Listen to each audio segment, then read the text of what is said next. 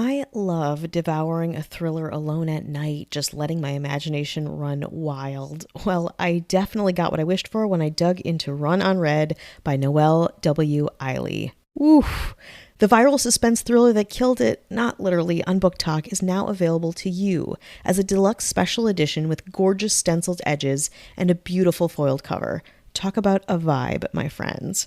Run on Red is a survival thriller about two women driving down a remote country road when they realize they are being followed. They don't have any cell signal and there's no way to escape. What starts as panicked road rage becomes something far more terrifying. As you might imagine, I consume a lot of thriller content on TV, online, and of course, getting cozied up with a good book is maybe my favorite. But sometimes thrillers can be so, corny. Many don't give me that satisfying setup or the scare factor that I crave.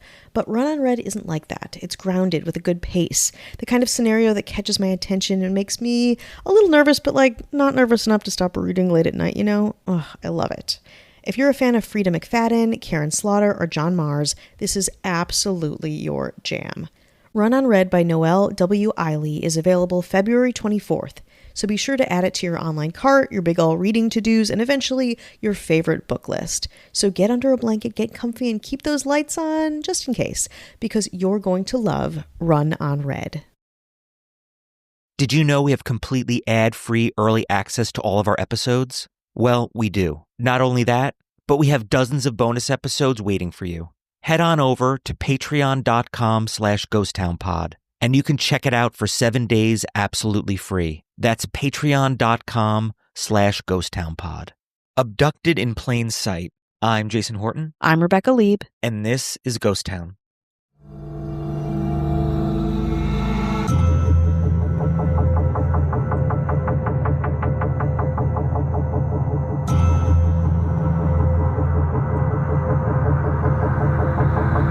It's Friday again, and we're here to talk about some things that are in our weird history, true crime landscape. And there's a lot this week, I have to say. There's a lot going on.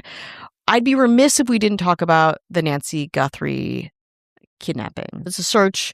Again, we don't know if she was kidnapped officially, but there's a lot of things pointing that way. What do you know about this case? I know that there's not, these just feel like things that don't happen these days. Ransom notes and mysteries and like abductions. And so this has, I think people are not prepared, are not kind of front loaded to process stuff like this in the way they maybe did at a time where there was less surveillance. And then obviously TV shows and movies and getting a ransom note. And it's just, it's a mystery on top of a mystery on top of a mystery. It's interesting. And I don't really know how to kind of process it. It's got notes to me of JonBenet Ramsey in a way, where it's this thing happens, very high profile for a different reason in her case, but there's these things that don't make sense and we don't know what's going on and we're desperate. I think with JonBenet Ramsey, it's it's easy to, maybe it's easier to kind of kidnap a child, but also somebody who's elderly is also on the other end. So it's interesting. Yeah, we don't hear about a lot of elderly kidnappings, I would say. It's definitely another vulnerable portion of the population, worrisome in its similar way, but also, the whole kind of high profile nature of it all is kind of what linked those two cases for me, because she was, again, the mother of Today co-anchor Savannah Guthrie. She was last seen on January 31st, 2026. We've got this surveillance video from the doorbell camera of a person. Did you see this video? I did, yeah. Oof. Ski mask, long pants, jacket, gloves, handgun holster outside of the front door the night that she vanished. And it's very, very creepy. He's just kind of standing there. And it's very clear, too. I think a lot of these surveillance things are it's blurry. I can make out whatever. It's and they must pretty know that clear. there's probably a ring cam and surveillance here. So they're not doing it. They're hello. Yeah. So that's interesting as well. Yeah. One of the newer developments, too, as this podcast is being released, too, is that the police, the Pima County Sheriff's Department, did not want volunteer search groups to help. They're trying to handle it on their own, which worries me. feel like community effort usually brings about more answers, more visibility, and the fact that they're like, no, we got this. And I'm like, but you haven't gotten this since January 31st. Are you maybe insinuating that they might know more than they're letting on, where they don't want other people to, and they want to keep it contained? I don't know. I do know that it's not a giant department.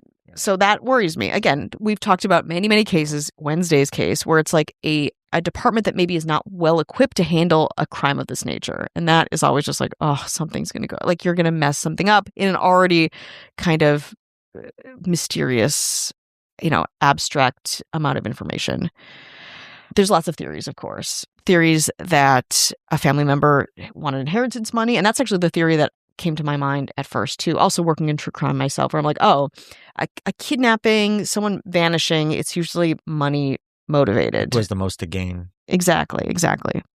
An older daughter and son-in-law, like people are talking about them. People are talking about maybe she was kidnapped, held for ransom, taken to Mexico, died in captivity because she had a pacemaker too, which they weren't able to access that information after a certain amount of time. And people hypothesize that with the pacemaker, you're also taking medication. So if you don't have your medication, you're in trouble.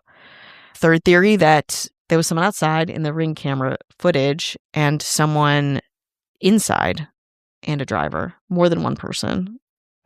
And then there's the whole Savannah Guthrie was one of the first newscasters to break the news of the Epstein files and Trump. So maybe that has something to do with it, which is like obviously a much bigger. But it's, I mean, I don't know how that, aside from like, I guess, payback in a way, like how does that, like it's not undoing the information, right? No.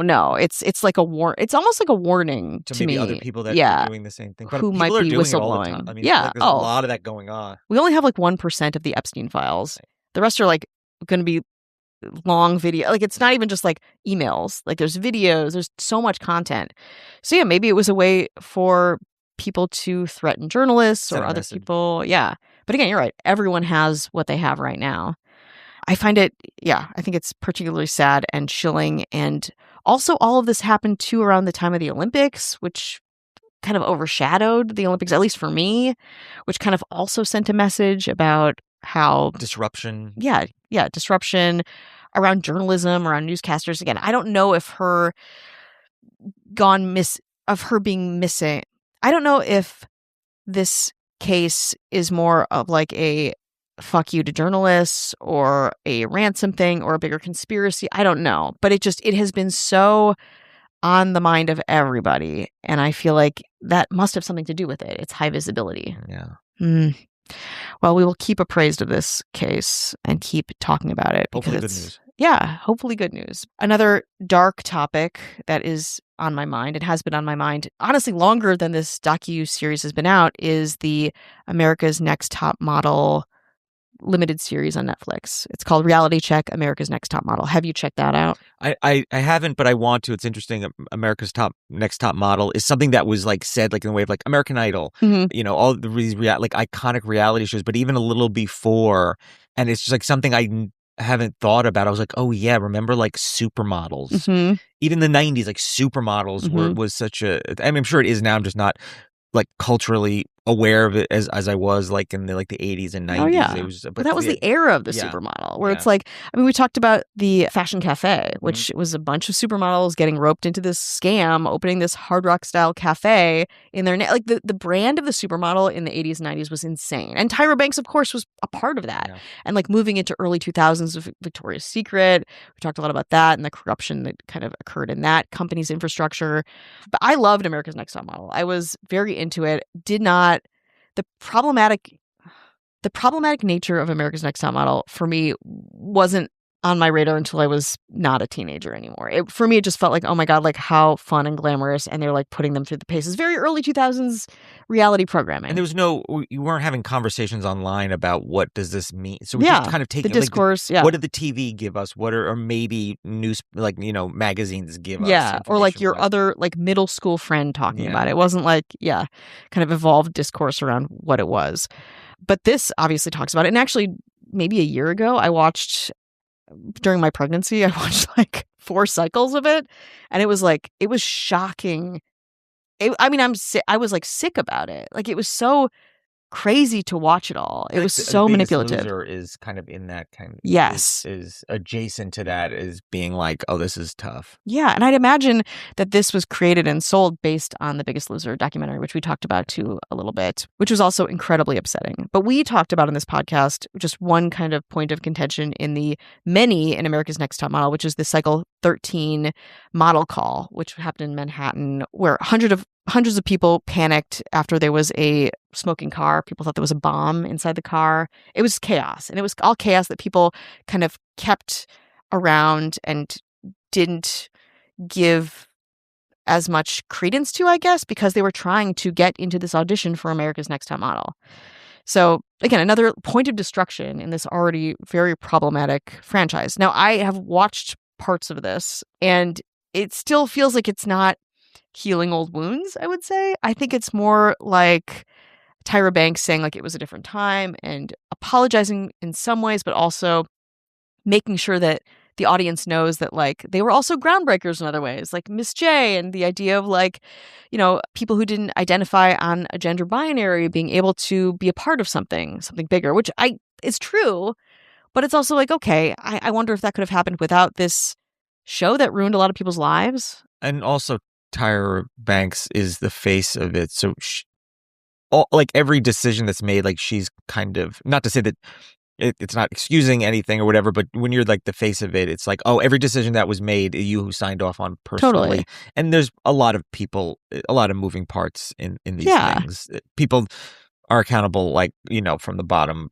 up to the top. Totally. And she in this is like, I was just giving you what you wanted. I was not like a part of, like, I'm not a TV producer. It's like, but you were the executive producer. Yeah. So you have to take some accountability for this, and you are the face of this. And you cashed the check. You right? cashed the checks, you birthed the show. You know, it wouldn't have happened without you. And they talk about the other executive producer, and he's on the show too.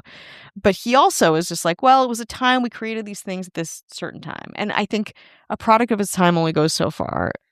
We thought we were going to be able to do it unscathed, and we didn't realize that the world would. I mean, the world didn't even really change. The world was the same, but the world got smaller with the internet, and we have conversations about it and discourse, like you said. Yeah, it's like you cashed that check, you spent that money, and you wanted it to be okay. But when you make a challenge of like race swapping, not once, but twice, you're going to have to be held accountable at some point for these types of insane challenges and situations.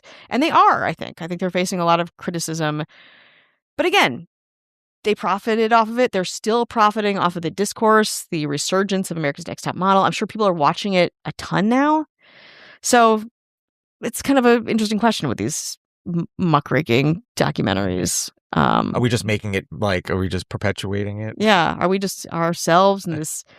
Well, we're talking about it here. Exactly. We're talking about it now. We're a part of the problem. Yeah. But again, you can't create a solution without talking about part of the problem. So that's one thing. That's kind of positive. Let's end this episode with something a little bit positive. Yeah. Okay. Punch the Monkey. Everyone's talking about Punch the Monkey. I know nothing about it. As you are a Punch the Monkey virgin. On Threads, I've seen it referenced, but I did not get a chance to look into it. Okay, Punch the Monkey is a 6-month-old adorable monkey that was abandoned in a city zoo outside of Japan. Okay. That's where I'm saying. Punch the Monkey is an adorable monkey, 6 months old, who was abandoned by his mom. And probably the monkey's name is Punch. His name is Punch. Thank you. Yeah, I did not, because I was like, I was like, this is not ending on a positive. No, and it's short for something longer. But he was abandoned by his mom, probably because it was a heat wave and his mom was giving birth. Anyway, he was abandoned by his mom. He was given a orangutan plushie from IKEA. You can buy them. You can buy yourself one for $22. And he held onto it, and it was his new mom, and it was like so cute. And they were like, "This is great." And the zoo people like attended to him 24/7, and finally got him healthy into a place. And then they put him in with the other monkeys, and the monkeys rejected him. Oh, and so there's a lot of like pictures of him like holding the orangutan and like trying hard. It's like heartbreaking. But so everyone's like wrapped, right? Everyone's like, "Oh my God, what's happening to Punch?" Then one monkey grooms Punch, and everyone's like, "Oh my God, thank God this monkey got groomed," and like he's assimilating. Then another monkey like got into a fight with him and bullied him, and everyone's like, "Fuck that monkey, I'm gonna fucking kill that monkey." And then he made a new friend with a older monkey, and that's where we're at. He's making friends slowly. But everyone has put their heart and soul into this tiny little monkey in a remote Japanese zoo. And we're just waiting with bated breath for the next update. And the zoo, of course, a tiny zoo is just like, oh my fucking God. Yeah. Like, they had like lines of visitors. This zoo has become like a celebrity place. Like, it's very inspiring and sweet. And the monkey's name is Punch, to be clear. To be clear. Yeah. The monkey named Punch would have been... You think that was an invitation? I don't know. I just was like, you oh, have a no. conspiracy around this. I was like, oh no. But I think he's in the files. You think Punch the Monkey is... Oh, here we go.